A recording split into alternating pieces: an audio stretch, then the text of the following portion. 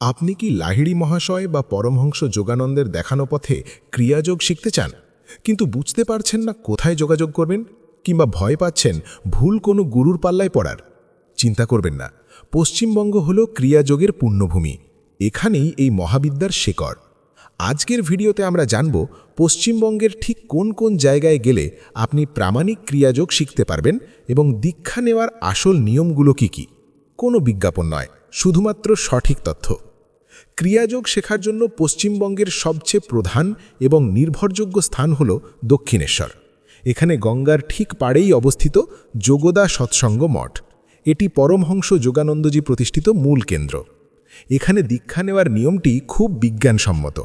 আপনি চাইলেই হুট করে গিয়ে দীক্ষা নিতে পারবেন না। প্রথমে আপনাকে তাদের যোগদা পাঠমালা বা হোম স্টাডি কোর্সের জন্য আবেদন করতে হবে।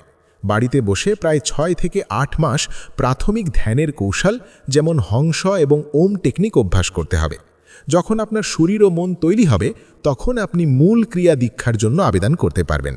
এরপর গুরুরা আপনার প্রস্তুতি দেখে আপনাকে দীক্ষার তারিখ জানাবেন। দ্বিতীয় গন্তব্য হল হুগলি জেলার শ্রীরামপুর।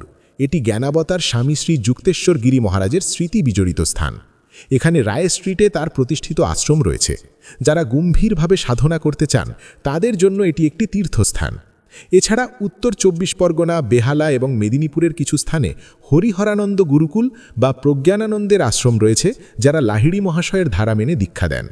উত্তর কলকাতার রবীন্দ্র সরণিতে রয়েছে আর্য মিশন ইনস্টিটিউশন, যা লাহিড়ী মহাশয়ের গৃহী শিষ্য পঞ্চানন ভট্টাচার্য প্রতিষ্ঠা করেছিলেন। যারা সংসার করে সাধনা করতে চান তারা এখানে যোগাযোগ করতে পারেন।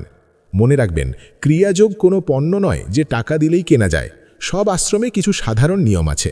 1. আপনাকে ধৈর্য ধরে অন্তত 6 মাস থেকে 1 বছর প্রাথমিক সাধনা করতে হবে। 2. আশ্রমে গিয়ে ফর্ম ফিল আপ করে মেম্বারশিপ বা পাঠমালার জন্য নাম লেখাতে হয়, যার নামমাত্র বাৎসরিক ফি থাকে, সাধারণত ডাক খরচের জন্য। 3. দীক্ষার দিন আপনাকে গুরুর প্রতি শ্রদ্ধা হিসেবে ফুল, ফল এবং সামান্য দক্ষিণা নিয়ে যেতে হয়।